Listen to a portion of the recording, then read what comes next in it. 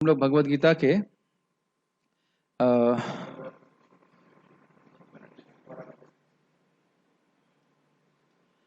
हम लोग 12वां अध्याय के 15वें श्लोक को चर्चा कर रहे हैं। शुद्ध भक्तों के शुद्ध गुण, शुद्ध भक्तों के शुद्ध गुणों की चर्चा चल रही है, तो उसको करेंगे हम लोग। कल आप लोगों को अच्छा लगा होगा, उम्मीद है। बहुत सारे भगवान के गुणों के, भक्तों के गुणों के बारे में सुनने से आगे सुनते हैं। मेरे पीछे बोलिएगा माइक पे, तो भक्त बोल सकते हैं। यस्मानो द्विजते लोको, यस्मान्नो द्विजते लोको, लोकानो द्विजते च यः, लोकान्नो द्विजते च यः, हर्षामर्ष भयोद्वेगे, हर्षामर्षो भयोद्वेगे, मुक्तो यः स च मे प्रियः, मुक्तो यः स च मे प्रियः, मुक्तो यः स च मे प्रियः। मुक्तो यः स च मे प्रियः। बोलने में सुंदर, कितना सुंदर श्लोक है। फिर से बोलते हैं, भगवान के मुख से निकला हुआ श्लोक है। सोचिए, साक्षात भगवान के मुख से। बहुत जगह तो लोग बोलते हैं भगवान ने उनको बोला और हमें प्राप्त हुआ, वो भी है कहीं कहीं ग्रंथों में, लेकिन यह साक्षात भगवान के मुख से निकले शब्द हैं, तो बड़े परम शब्द।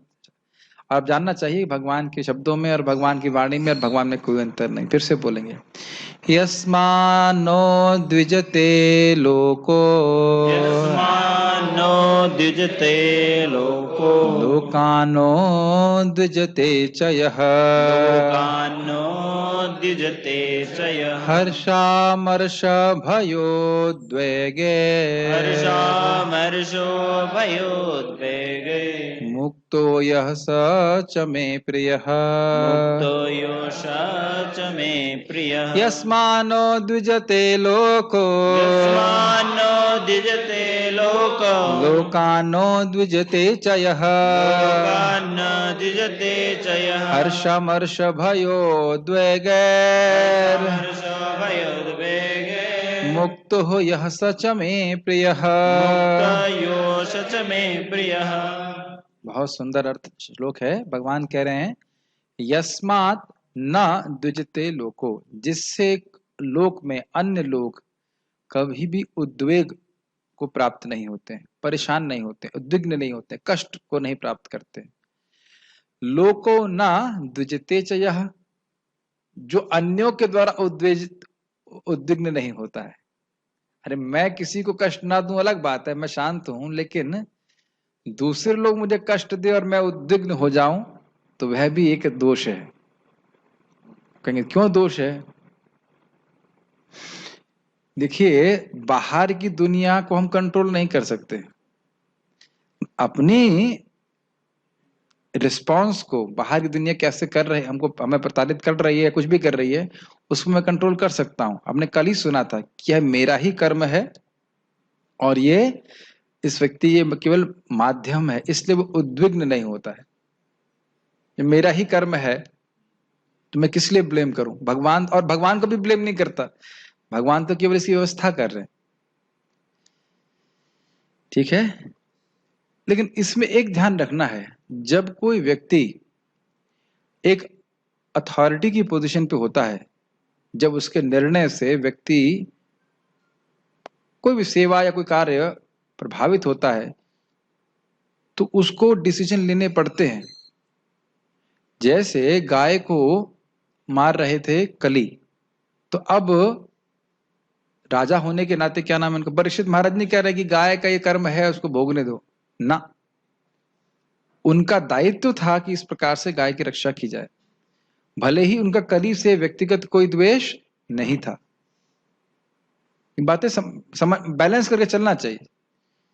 अगर किसी भक्त के प्रति कोई व्यक्ति गलत बर्ताव कर रहा है, तो उसको ये नहीं कहा भाई ये तो अपना कर्म भोग रहा है, या कोई भक्त बीमार है तो अपना कर्म भोग रहा है, नहीं, हमें उसकी सहायता करना चाहिए।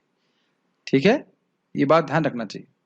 ये बोले नस्मान ना किसी भी, और दूसरा बात, ये तो बहुत कठिन है, किसी भी व्यक्ति को अपनी वाणी से, शरीर से, मन से हम उद्वेग न दें। ये महाप्रभु भी इस बात को बोलते हैं, वही भगवान कृष्ण बोलते हैं, काया मन वाक उद्वेग न दिया, ऐसे करके वो बंगला में वो प्यार, आपको याद है वो प्यार ऐसे करके, ऐसे कुछ है कि इस प्रकार से तो भक्ति तो कर रहे हैं लेकिन किसी को भी उद्वेग न दें।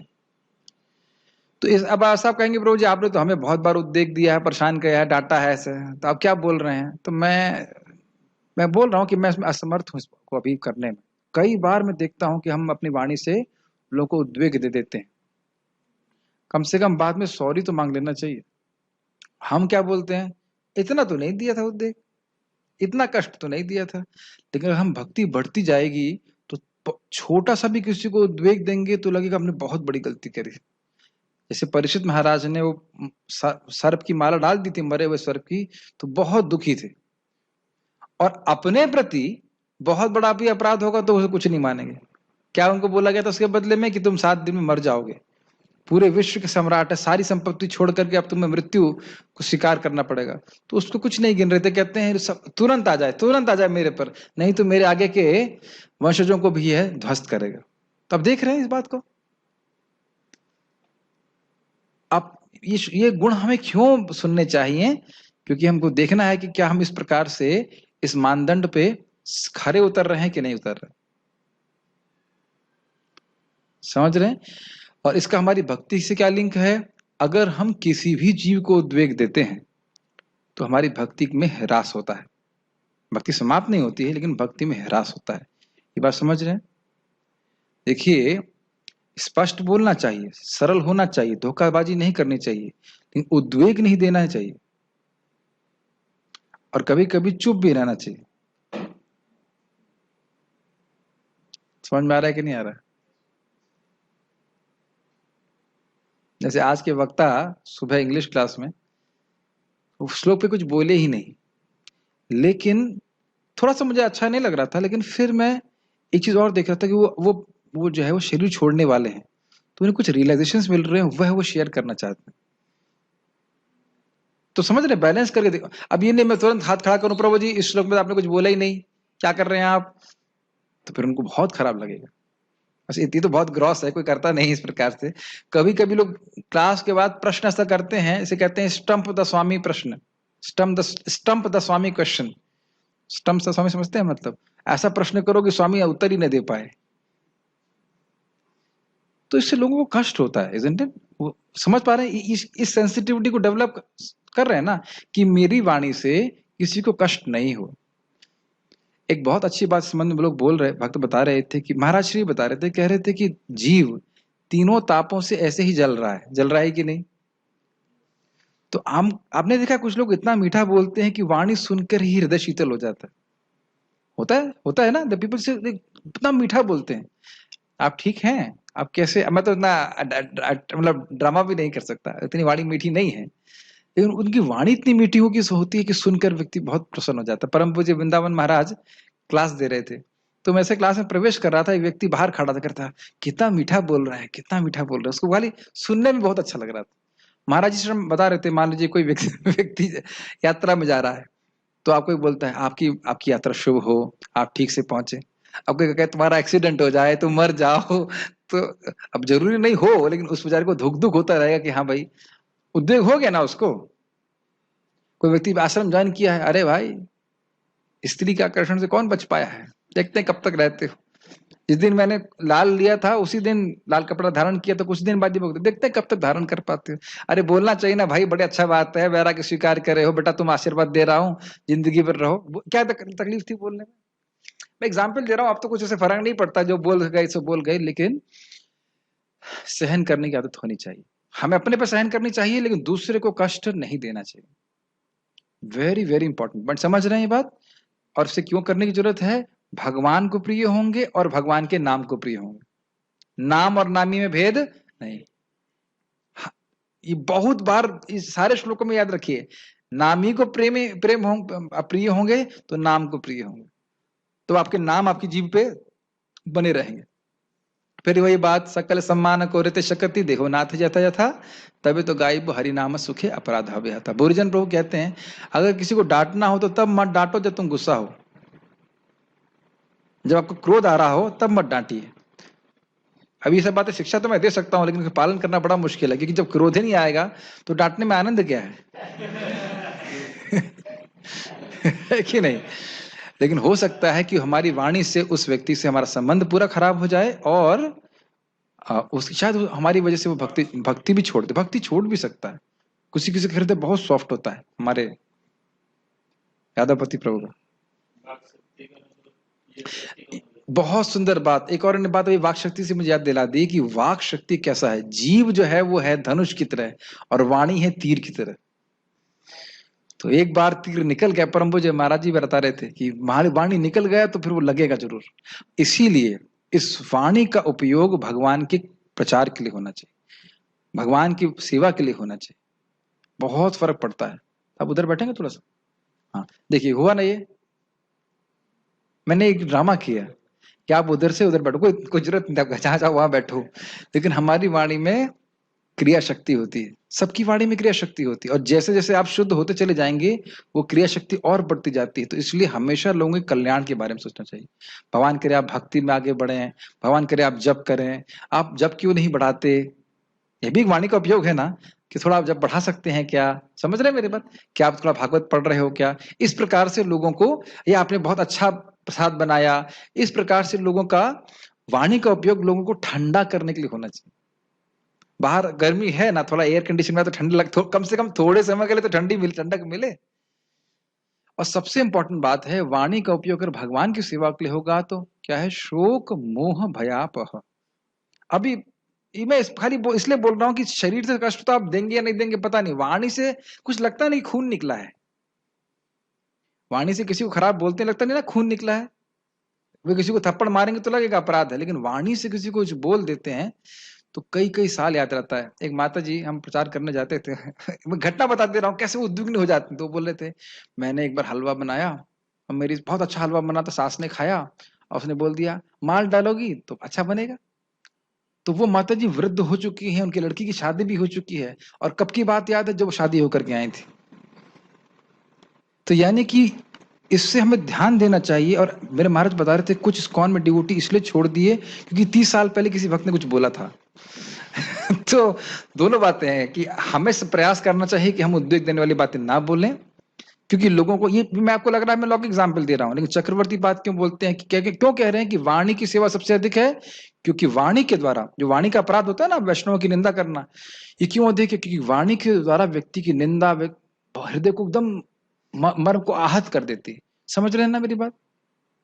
और ध्यान देना चाहिए कि जो दुख देने वाली बातें वो अधिक याद रहती हैं, और सुख देने वाली बातें कम याद रहती। तो इसलिए प्रयास करना चाहिए कि हम लोगों को नेगेटिव बात ना बोलें, और अगर किसी के बारे में भी नेगेटिव कुछ है तो केवल अथॉरिटी से यथावत प्रस्तुत करें, दुनिया में ना गाएं।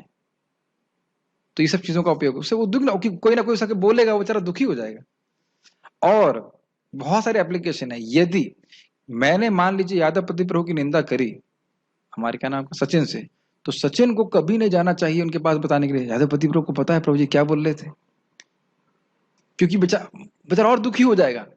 उसकी निंदा किसी को, यहाँ पे किसी को अपनी निंदा सुनना अच्छा लगता है? किसी को नहीं अच्छा लगता। किसी को भी करेक्शन स्वीकार करना अच्छा नहीं लगता है, निंदा सुनना अच्छा नहीं लगता है। तो अगर निंदा करी भी है किसी ने तो हमें सिखाना नहीं। ये सब देखो, केवल श्लोक नहीं देखना है, प्रैक्टिकल भी अपने जीवन में अप्लाई करना है। एक भक्त हैं अनुपम कृष्ण प्रभु के अंडर में सेवा करते हैं, तो प्रभु जी कह रहे थे क्या बात है, ये बड़ा दुखी दुखी लग रहा है। उसमें कुछ नहीं था, उसके माता पिता कॉल कर रहे थे और कॉल करके बोलते थे हमारी शुगर बढ़ी हुई है, और वो कहता था अरे भैया आप टहलिए कुछ ठीक हुई है। नहीं वो तो कुछ नहीं, बस हमारी शुगर, बाली यही रोज बोलते थे हमारी शुगर बढ़ी हुई है, हमारी शुगर बढ़ी हुई है। तो केवल बोलने मात्र से बेचारा वो उसका मुंह उदास हो गया। फिर हमने उसे समझाया, फिर देखिए वाणी का प्रयोग। हमने कहा भाई अगर उनकी शुगर बढ़ी है तो गौशाला में आके घूमे। अब मेरी बात समझ रहे हैं? लौकिक एग्जाम्पल दे रहा हूं अपनी बातों से। मैं फिर समझाया अभी तुम आत्मा हो और ये सारी बातें समझाया तो थोड़ा शोक व्यक्ति का कम होता है। ठीक है? तो यस, तो लोगों को भय नहीं होना चाहिए, हमारी वाणी से किसी को शोक नहीं होना चाहिए। अरे साहब बड़ा नुकसान हो गया, कुछ नहीं बचा आपके पास, तो भाई मान लो किसी का धन छूट गया, तो बोलते हैं नहीं बोलते हैं ऐसे। इस प्रकार से लोगों को नहीं करना चाहिए, और कठोर तो बिल्कुल नहीं बोलना चाहिए। ये श्लोक हमें कितनी बार तो पता भी नहीं चलता हमारी किस बात का किसको बुरा लग गया, ये भी तो कई बार होता है। ये अच्छी बात है कि हमारी किस बात को किसी का बुरा लग गया, इस पे भी हमारा कंट्रोल नहीं है।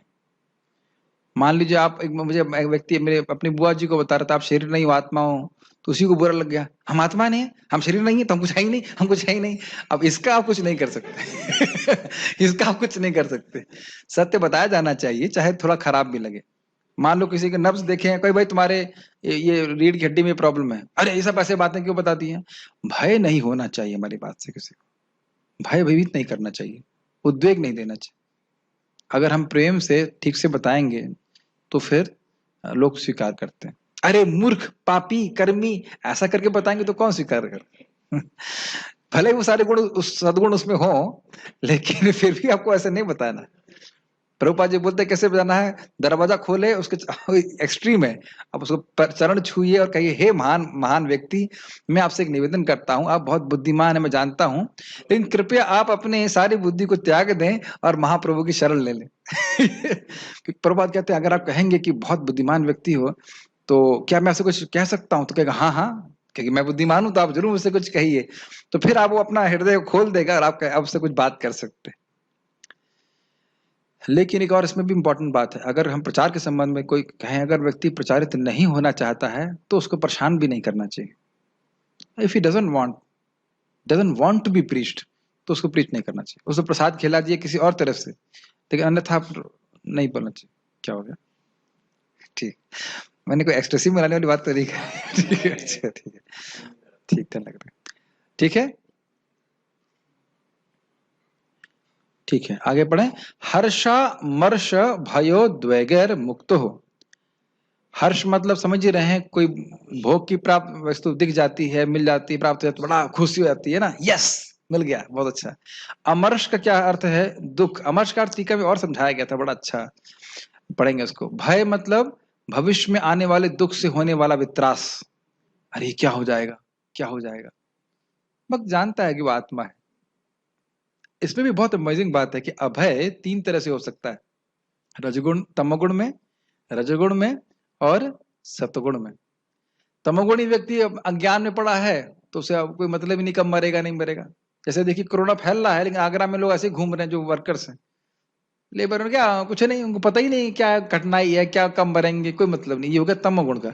रजगुण का अभय हो गया क्षत्रियों का, मरेंगे तो क्या दिक्कत है, मर जाएंगे, युद्ध करेंगे, पीछे नहीं हटेंगे।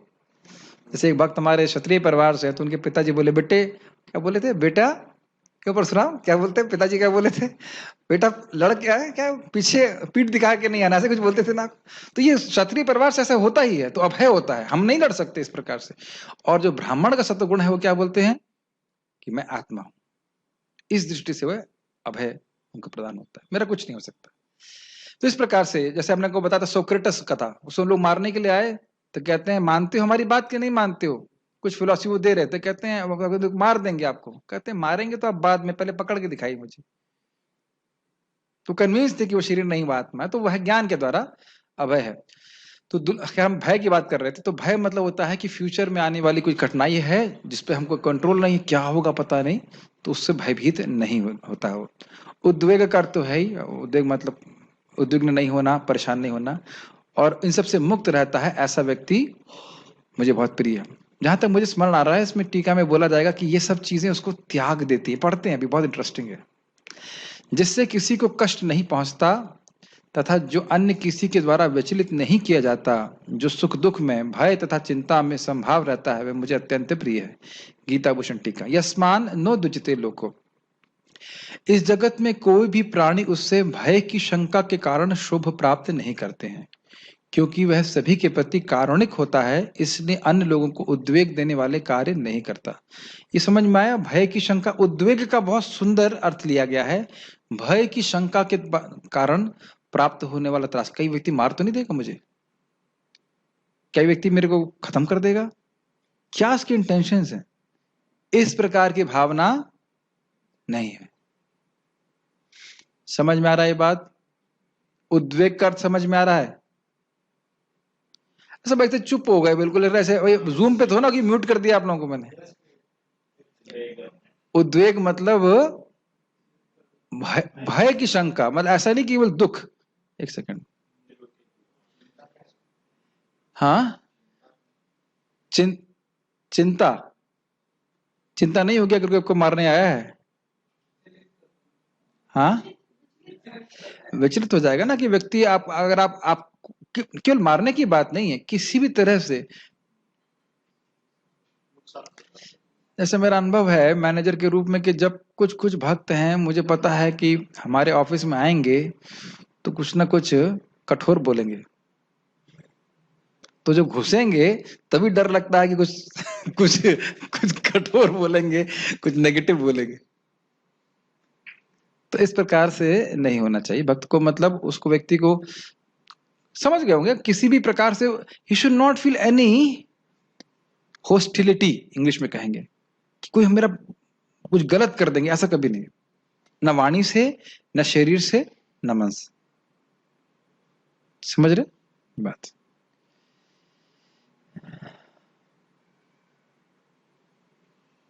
लोकाना नो दुजते चयः, क्योंकि वह अन्यों को उद्वेग देने वाले कार्य नहीं करता है, इसलिए यह जानते हुए अन्य भी उसके प्रति विरोधी स्वभाव को प्रदर्शित नहीं करते हैं।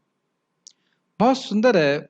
महाराज, मतलब गुरु महाराज बता रहे थे कि जो वो कहीं जंगल में थे, तब वो मतलब स्वामी नहीं थे, लड़के थे, और वहां पे एक योगी ने उनको एक शिक्षा दी है जंगल में रहने की। कि वो बता रहे थे कि योगी बता रहे थे कि ये जानवर, ये जो चीते हैं, ये सब कुछ हैं, अगर इनको ये लगा कि आप इनसे डरते हो तो आपको मार देंगे, डर नहीं रहा है। और अगर उनको ये लगा कि आप उनको, उनके प्रति क्या कहेंगे, घातक है, तो भी आपको मार देंगे, और आपके पास कोई शक्ति नहीं है कि इनसे जीत सकें। तो ना तो आपको इनसे डरना है, और ना इनके प्रति आपको ऐसा उनको ये लगना चाहिए कि आपको ये घात करेंगे। हाँ, ना डराना है, ये बात है, ना डरना है ना डराना है, ऐसे करें इस प्रकार से।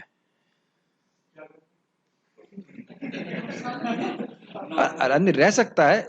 आप सोचिए कभी जंगल में सोना, जंगल में सोना छोड़ दीजिए, आप गौशाला में सो सकते हैं, बाहर गार्डन में, आप लोगों को आश्चर्य होगा।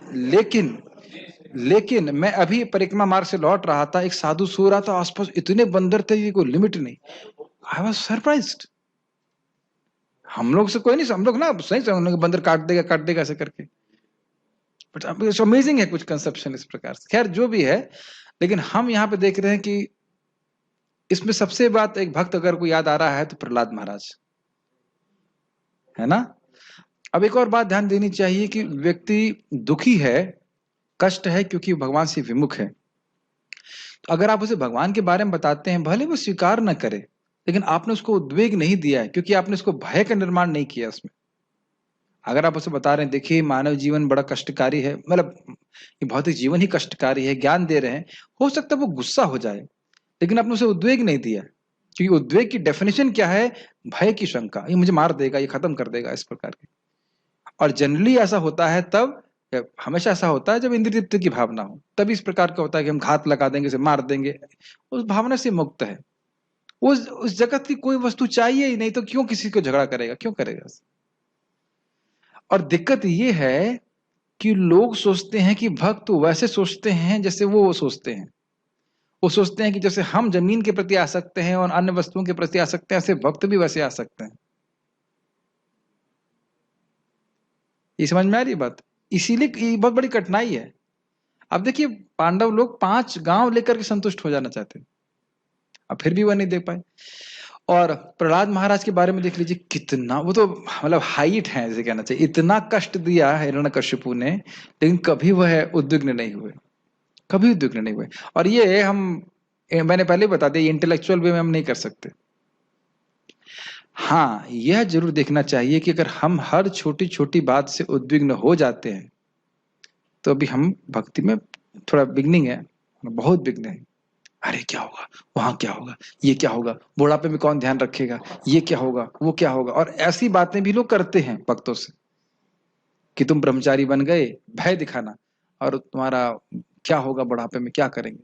और उनसे पूछो, जरूरी है कि तुम्हारे बच्चे तुम्हारा ध्यान रखें और लात ना मारें? बच्चे लात मारते हुए तो अधिक दिख रहे हैं, दिख रहे हैं कि नहीं दिख रहे? मतलब फिजिकली लात ना मारते हो तो ऐसे ही बात नहीं करेंगे, लात नहीं मारेंगे तो बात नहीं करेंगे, एक ही बात हो सकती है। मैं तो यही देख रहा हूं कि चाहे वृद्ध लोग अपना अपना ध्यान स्वयं ही रख रहे हैं, आप मेरी बात समझ रहे हैं? तो एक व्यक्ति भगवान की तरफ उन्मुख हुआ है, उसको भय जागृत कराना, इस सब तो अगर कोई कर रहा है तो उसे कोई फर्क नहीं पड़ता, क्योंकि वो हमने पिछले देखा, दृढ़ निश्चय, भगवान का दास हूं, कृष्ण की सेवा करनी है, बस चाहे कोई कुछ भी बोले उसे कोई मतलब नहीं। अब कृष्ण जो करवाना चाहते हैं करें, जो दुख प्राप्त होना है वो गृहस्थ में भी प्राप्त होगा और ब्रह्मचारी में भी प्राप्त होगा। कम से कम ब्रह्मचारी जीवन में तो सुखी रहेंगे, बुढ़ापा तो दोनों जगह खराब होना है, ऐसे होता नहीं है। ठीक है, हर्ष, ये दोनों चीजें पॉइंट लेके चलनी पड़ेंगी। न उद्विजते मतलब कुछ बोल भी रहा है, भय शंकी प्रस्ताव कर रहा है, हम उससे नहीं, मतलब हम सुनेंगे नहीं, ठीक है। लेकिन क्योंकि वह उनके प्रति उद्विग्न नहीं करता है तो प्रायः वह ऐसा विरोधी स्वभाव उसके प्रति प्रस्तुत नहीं करते, झगड़ा नहीं करते हैं। जैसे आप जानते हो षडगोस्वामीगण, धीरा धीर जना प्रिय प्रिय करो, जो धीर व्यक्ति हैं वह भी उनको प्रिय थे, वो उनको प्रिय थे, और वो मतलब धीर व्यक्ति भी प्रिय थे और अधीर व्यक्ति भी उनको प्रिय थे, और इसी कारण से वह भी उनको प्रिय थे। समझ में आ रहा है कौन किसको प्रिय था? सनातन गोस्वामी पाद को सभी जीव प्रिय थे, धीर हो अधीर हो, और इसी कारण से धीर और अधीर दोनों व्यक्ति ही सनातन गोस्वामी पाद को। समझ रहे हैं? हर्ष, ईर्षा, भय और व्याकुलता जो उद्वेग के कारण हैं वह उसको त्याग देते हैं। ये लाइन समझ में आई आपको? अद्भुत है। भक्ति करने के प्रभाव से हर्ष, ईर्षा, भय और व्याकुलता वो छूट जाती है, उसको अपने आप ही निश्चिंत हो जाता है कि कृष्ण मेरी रक्षा कर रहे हैं। उसे इनसे अपने को बचाने के लिए स्वयं कुछ प्रयास नहीं करना पड़ता, क्योंकि वह अति गंभीर आत्मरति में निमग्न रहता है। इस कारण से ये भाव उसको स्पर्श भी नहीं करते। ये सारे भाव कहाँ उत्पन्न हो रहे हैं? हर्ष, ईर्षा, भय, व्याकुलता मन में, और मन कहाँ चला गया? भगवान में। तो मन कहाँ अनुभव करेगा इस सब बातों को? समझ रहे हैं? आपको याद है ना हर्ष का मतलब क्या था? कोई भोग, अच्छी वस्तु प्राप्त हो गई, इंद्रियों को अच्छा, तो बड़ा खुश हो रहा है, तो उसको मतलब नहीं, उसकी इंद्रियों को सुख तो सीधे कृष्ण से प्राप्ति हो रही। ईर्षा तो कोई स्थान ही नहीं है, वो तो देख ही रहा है कि भोग से दुख प्राप्त हो रहा है, तो ईर्षा क्या करेंगे किसी से?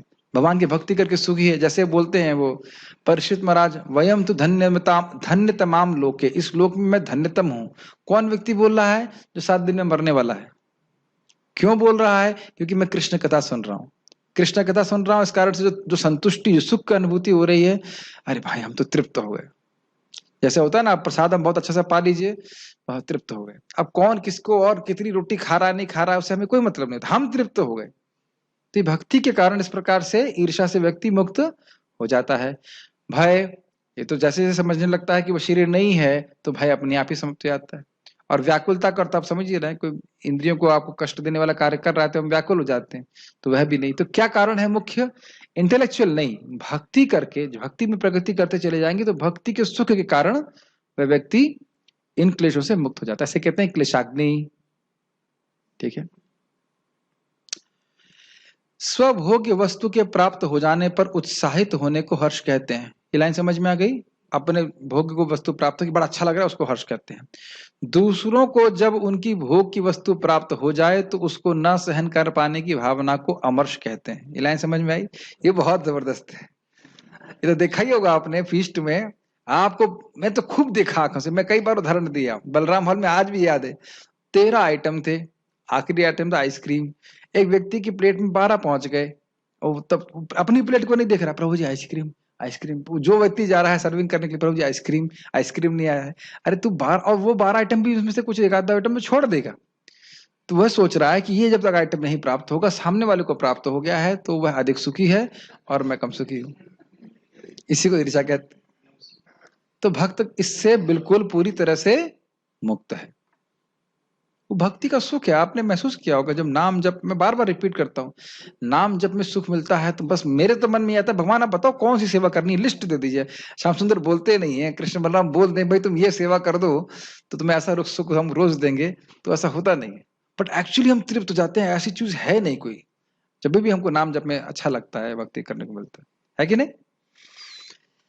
अब एक इंटरेस्टिंग चीज है, मैं आईआईटी में था, एक भक्त थे, उनका नाम था अमर्ष।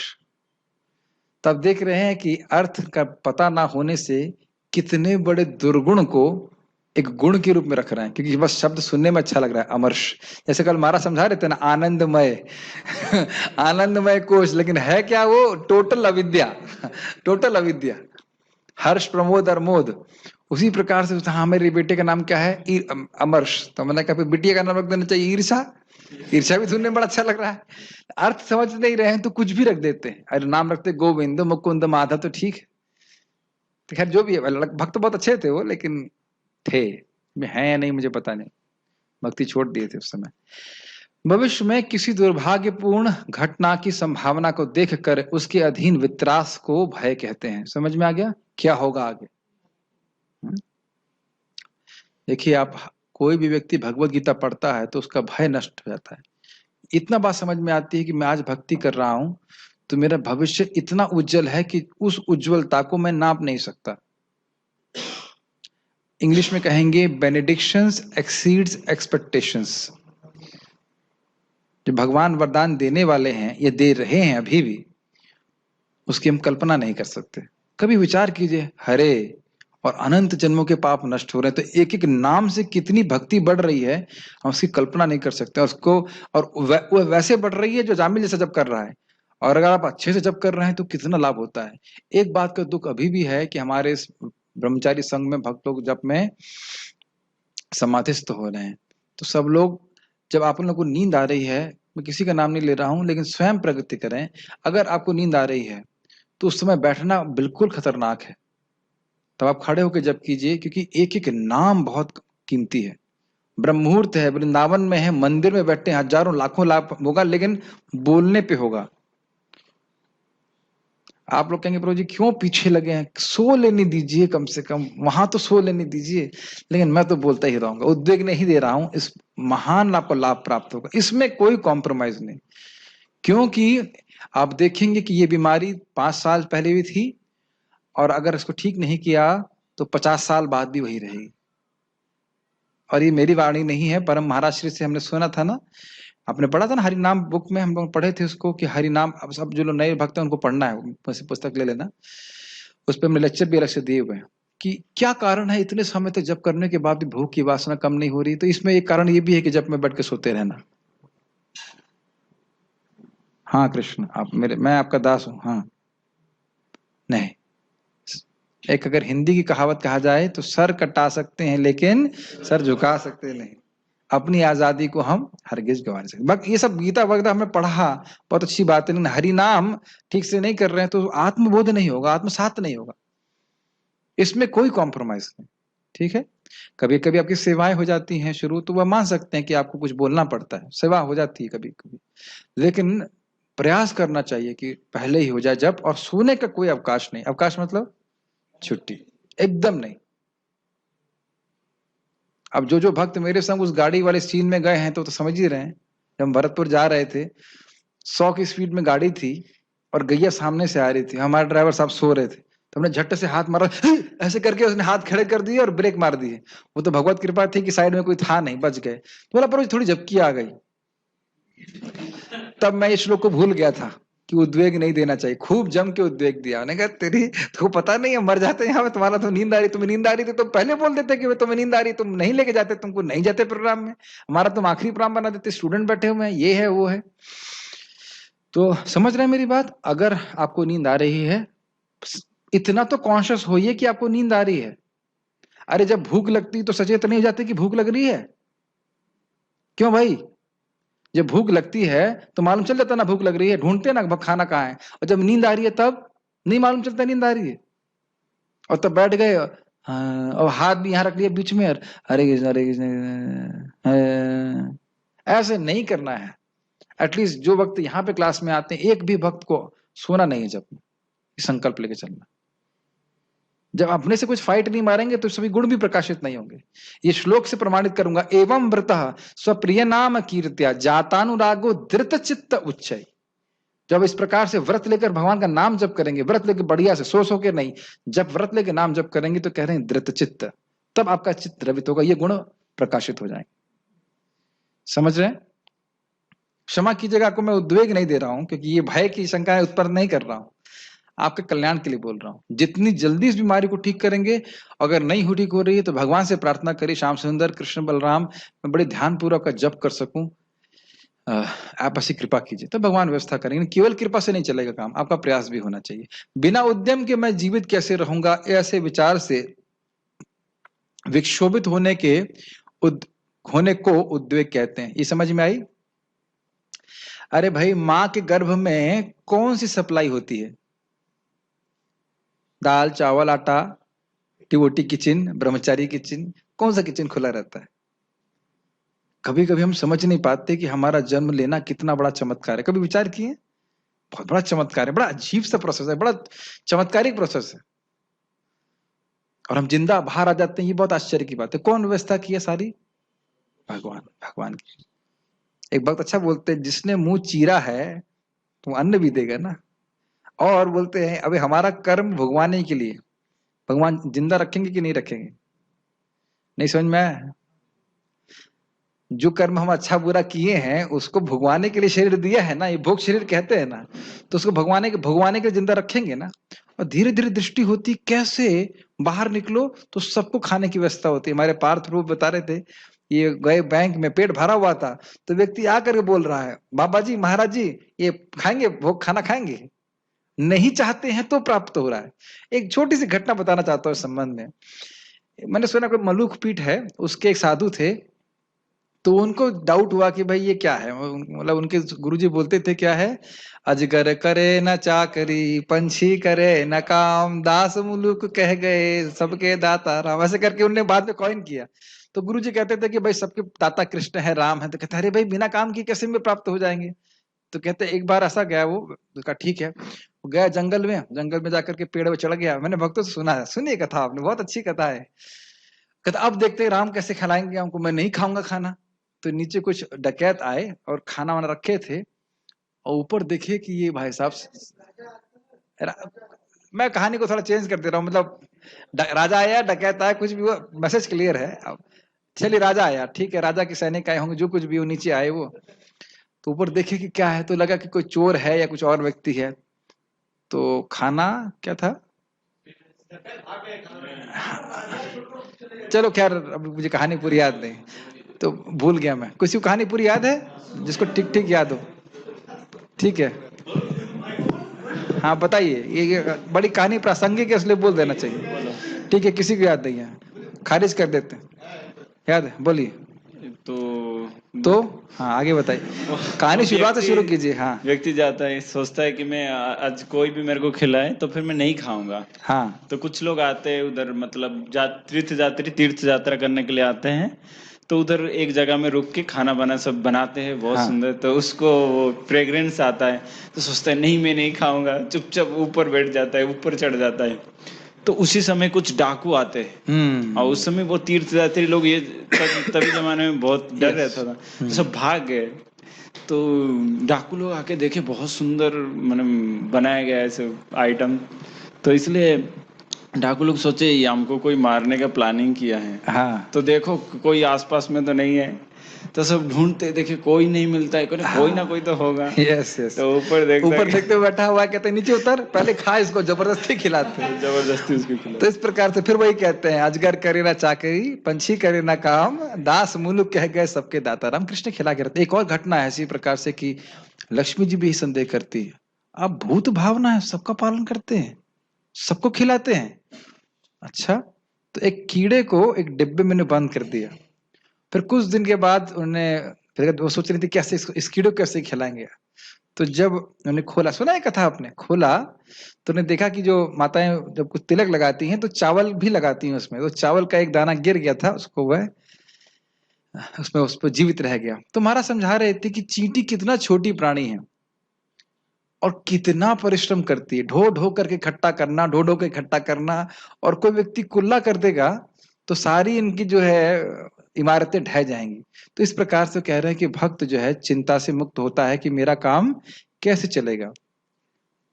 कृष्ण जब गर्भ में रक्षा किए हैं तो आगे भी रक्षा करेंगे। इसका अर्थ नहीं कि वो कर्म नहीं करता है, कार्य नहीं करता, लेकिन चिंता नहीं करता है। समझ रहे हैं, हाई कैसे चलेगा कैसे चलेगा, सब कुछ चल जाता है। एक वक्त बता रहे थे, वो ब्रह्मचारी आश्रम ज्वाइन करने जा रहे थे, तो उनकी माँ बोल रही थी तुम्हारे पिता मर जाएंगे और मैं भीख मांगूंगी। लेकिन भगवान ने ऐसी व्यवस्था करी कि वो माता जी इस्कॉन में डोनेशन देती हैं। वो ब्रह्मचारी तो ब्रह्मचारी रहा, और भगवान ने ऐसी व्यवस्था करी कि वो डोनेशन देती हैं। आप भी तो उस ब्रह्मचारी के लिए भी वो पैसा फिक्स कर रही हैं, कुछ अभी बता रहे थे वो कि वो ब्रह्मचारी मेरी माँ जो है पैसा फिक्स कर रही है, कर रही है। वो माँ क्या रो रही बोल रही थी जब ज्वाइन कर रहा था, मेरा क्या होगा, तुम्हारे पिता मर जाएंगे, मैं भीख मांगूंगी। तो ये सब केवल व्यर्थ के डर हैं। जो व्यक्ति भगवान की भक्ति करता है, भगवान उसका हमेशा ध्यान रखते हैं, यहाँ तक कि उसके परिवार वालों का भी ध्यान रखते हैं। अपने जीवन में देखिएगा आप ये बात। और सबसे बड़ा ध्यान रखने वाली बात यह है कि भगवान की धाम की तरफ अग्रसर हो जाते हैं, कल्याण करते हैं। ठीक है, तात्पर्य तो मैं खाली बोल रहा हूं कि अच्छा, दूसरा बात महाराज भगवान कृष्ण 11वें स्कंद में बोलते हैं चिंता करने से प्रॉब्लम सॉल्व हो जाएगी। हाय क्या होगा, हाय क्या, हाय हाय मुझे कोरोना हो गया तो क्या होगा, कि लोग मेरे मेरे शरीर को भी छुएंगे नहीं। तुम शरीर हो, अरे नहीं छुएंगे, नहीं दाह संस्कार होगा, कुछ भी नहीं होगा, तो उसे क्या फर्क पड़ता है। मान लो दाह संस्कार भी नहीं होगा तो क्या आपका भजन छूट जाएगा? जो भजन कर रहे हैं वो सबके नरक में जाएंगे क्या उसकी वजह से? आप एक एक पॉइंट को लो कि उसकी क्या डरने की क्या जरूरत है। अब इसका अर्थ यह नहीं है कि आप कोरोना वाले क्षेत्र में जाके उसे आलिंगन करें, हाँ भाई चलो। A devotee is fearless but not foolish. समझ रहे हैं? ऐसा नहीं कि ट्रक के सामने चले जाए, हम शरीर नहीं आत्मा है, ऐसा नहीं बोल रहे हैं, लेकिन भयभीत भी होना नहीं चाहिए। ये आप अपने जीवन में देखिएगा कि जब आदमी भक्ति करता है तो मृत्यु का भय क्रमशः समाप्त होने लगता है। वो समझता है कि मैं भगवान के आश्रय में हूं, आगे भी मेरा भगवान कल्याण करेंगे। तात्पर्य तो ये इस प्रकार से भक्ति करने से उसका उद्वेग समाप्त। उसका परम एग्जाम्पल कौन याद आ रहे हैं? प्रहलाद महाराज सर्प के कुएं में डाल रहे हैं, मेरे महाराज बोल रहे थे, कह रहे थे वो काउंट नहीं कर रहे थे कितने सांप हैं यहाँ पे, इसमें से वो वाला जहरीला है कि नहीं, ऐसा कुछ भी नहीं। तो सब भगवान की कृपा से इस प्रकार से होता है। कृष्ण ग्रह ग्रहित आत्मा, कृष्ण ग्रह से उनके चित्त को ग्रहण कर लिया था, पकड़ लिया था, तो कुछ भी बाहर का परेशानी उनको परेशान नहीं करती थी। एक और इस पे उदाहरण सार्वभौम प्रभु वर्षा देते हैं, कहते हैं भाई जूते के बाहर कंकड़ हो तो कोई कठिनाई नहीं है, लेकिन जूते के अंदर कंकड़ हो गया तो बहुत परेशानी है। तो उसी प्रकार के भक्तों के जूता मतलब एक उपमा दी जा रही हृदय, तो हृदय से काम क्रोध जितने मोह मद मान मात्सर्य समाप्त हो गया, हृदय एकदम ठंडा हो जाता, फिर बाहर की कोई वस्तु उसको परेशान नहीं कर सकती। इसको गीता में बताया गया था, सुखम आत्यंतिकम यत्तद बुद्धि ग्राह्यम तेन्द्रियम वेति यत्र चैवायम स्थितः चलते तत्वतः यम लब्ध्वा चापरम लाभम मन्यते नादिकम ततः यस्मिन् स्थितो न दुखेन गुरुणापि विचालयेत। इस भगवत प्रेम की स्थिति में बार स्थित हो गया व्यक्ति, तो महान भय भी आ गया, महान दुख भी उपस्थित हो गया, वह इससे प्रभावित नहीं होगा। जैसे हरिदास ठाकुर जी क्या कहते हैं, मैंने मुसलमान ने कहा तुम हरि नाम बंद करो नहीं तो तुम मार देंगे, तो कहते तुम मेरे शरीर के एक एक अंग को भी काट दोगे तो भी वह हर अंग हरि नाम करेगा। हम लोग कहाँ स्तर पे हैं, लेकिन ऐसे भक्तों ने प्रस्तुत किया है। श्रील भक्ति ठाकुर जी प्रचार कर रहे थे और उनको मालूम चला कि उनको जान से मारने की प्लानिंग है, फिर भी उनका प्रचार में कोई उनको डर नहीं था। इस प्रकार से एक और श्रील प्रभुपाद जी का उदाहरण लें तो प्रभुपाद जी एक बार बोले कि मैं जब छोटा था, मतलब प्रभुपाद जब छोटे थे तो कलकत्ता की कोई बहुत बड़ी मीनार थी, उस पर चढ़ गए थे। प्रभुपाद का नाम अभय था। तो शिष्यों ने कहा प्रभुपाद आप तो तब बहुत निडर थे, अभय थे।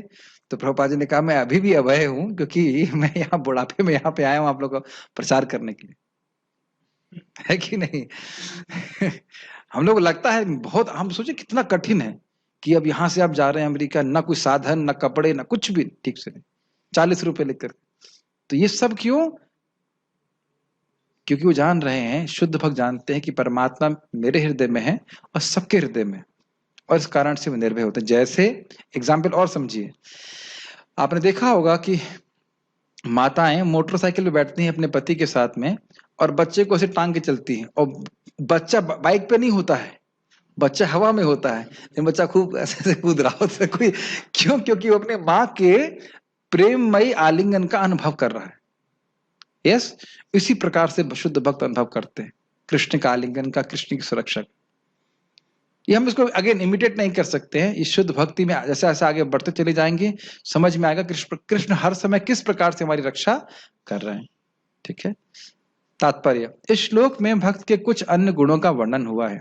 ऐसे भक्त द्वारा कोई व्यक्ति कष्ट, चिंता, भय या असंतोष को प्राप्त नहीं होता।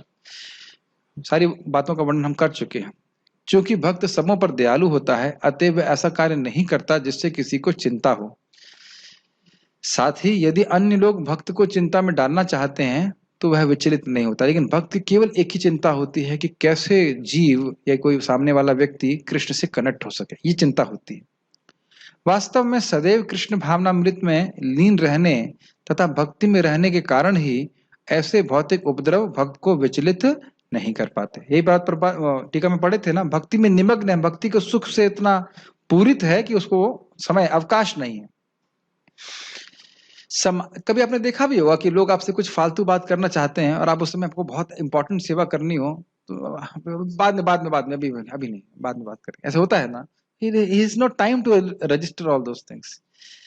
सामान्य रूप से विषय व्यक्ति अपने शरीर तथा इंद्रिय तृप्ति के लिए किसी वस्तु को पाकर अत्यंत प्रसन्न होता है, ये हर्ष का एग्जाम्पल दे रहे हैं प्रभुपाद। लेकिन जब वह देखता है कि अन्यों के पास इंद्रिय तृप्ति के लिए ऐसी वस्तु है जो उसके पास नहीं है, तो वह दुख तथा ईर्ष्या से पूर्ण हो जाता है। ये सीधे सीधे टीका से है कि नहीं? एग्जैक्टली, तो उसमें व्याख्यान की जरूरत नहीं है।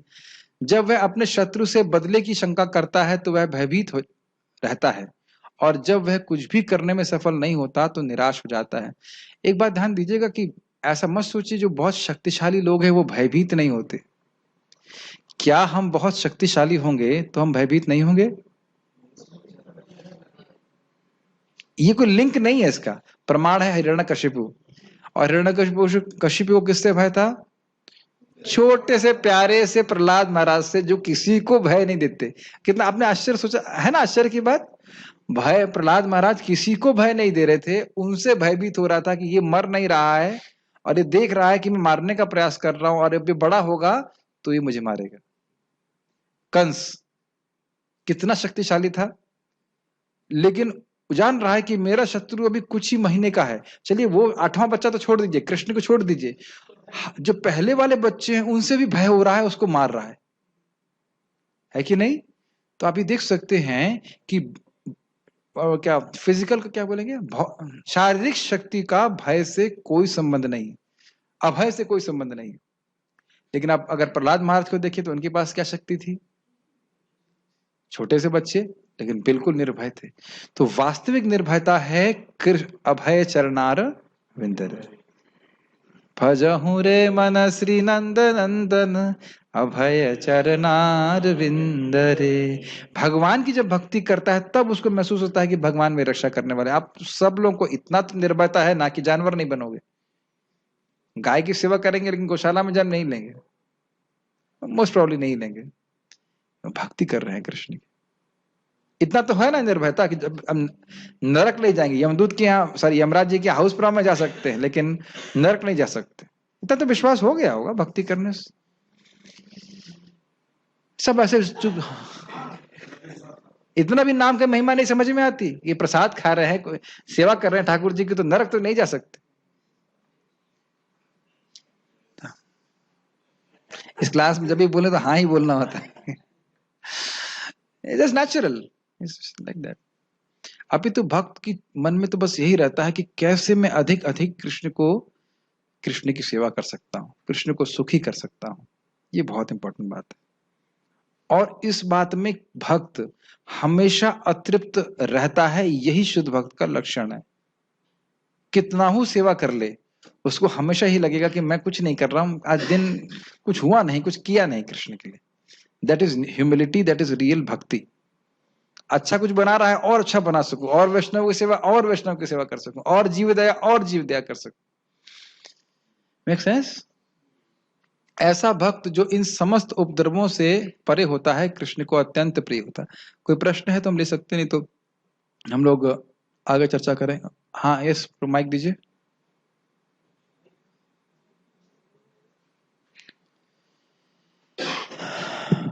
रोजी जहाँ तक मुझे स्मरण है, प्रभुपाद अन्यत्र कहते हैं कि हमें किसी को चांस नहीं देना चाहिए कि हमें कोई परेशान करे। और यहाँ पे लिखा हुआ है कि कोई दूसरे को परेशान नहीं करना है और खुद भी परेशान नहीं होना है। जहां तक दूसरे को परेशान करना है वो हमारे हाथ में है। कोई दूसरा व्यक्ति हमें परेशान करे, हमारे कंट्रोल में कैसे है? मान ले कोई कहे तुम गधे हो, दो ऑप्शंस हैं। अगर हम गधे हैं तो बुरा नहीं मानना चाहिए, और अगर हम गधे नहीं है तो बुरा क्यों मान रहे हैं? अच्छा, ये अगर आप श्योर, आप कह रहे हैं आप श्योर नहीं कि आप क्या हैं, तब भी बुरा नहीं मानना चाहिए, क्योंकि दोनों में से कोई भी हो सकता है। हो सकता है कि आप गधे हो तो आपको बता रहा है गधे हैं।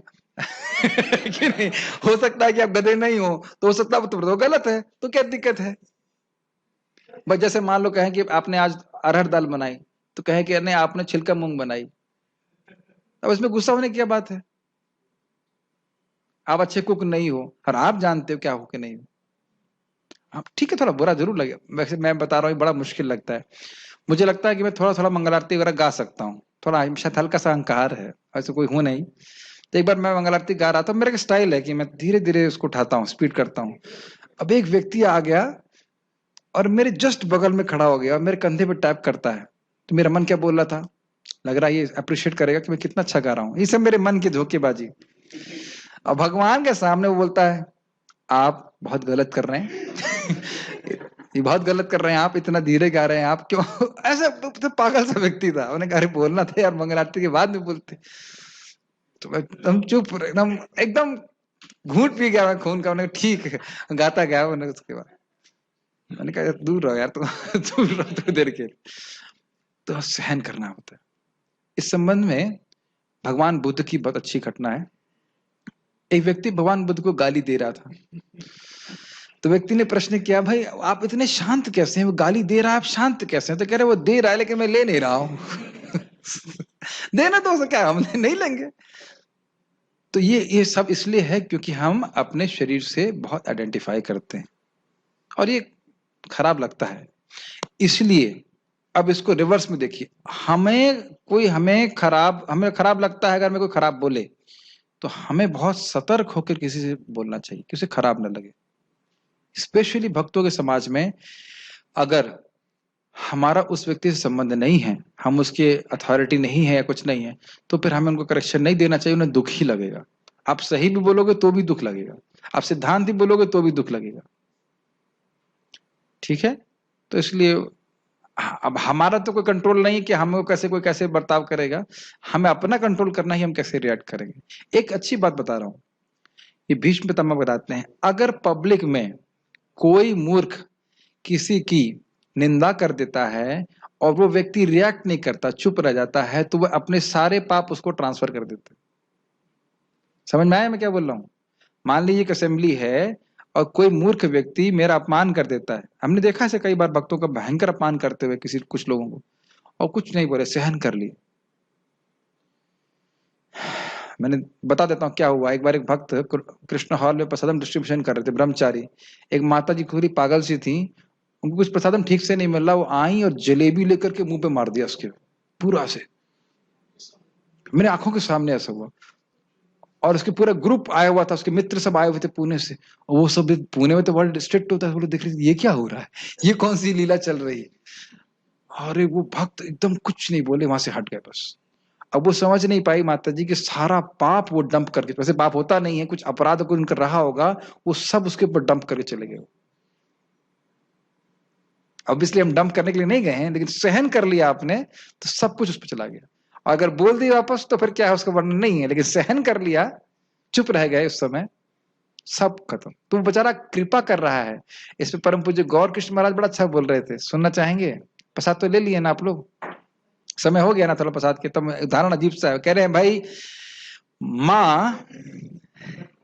माँ अपने बच्चे का मल अपने हाथ से साफ करती है, जीभ से साफ नहीं करती। लेकिन जो व्यक्ति, जो कोई भी बोल रहा हो, जो कोई व्यक्ति किसी की निंदा कर रहा है तो उसका मल और पाप अपनी जीभ से साफ कर रहा है। ये स्थिति है। तो बड़ा करुणा है, बहुत कृपा है उसकी।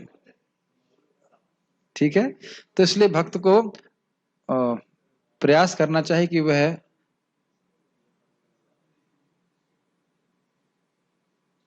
तो प्रश्न कह रहे हैं, प्रभु जी जो कोई भौतिक वार्ता करके उद्वेग देता है तो कभी कभी सहन नहीं होता है तो क्या करना चाहिए? बहुत अच्छा प्रश्न है। फालतू की बात करता है तो यदि हम लोग वहां से हट सकें तो हट जाना चाहिए, या फिर उसको कम से कम ग्रहण नहीं करना चाहिए। अगर नहीं हट सकते हैं तो ग्रहण नहीं करना। जैसे प्रहलाद महाराज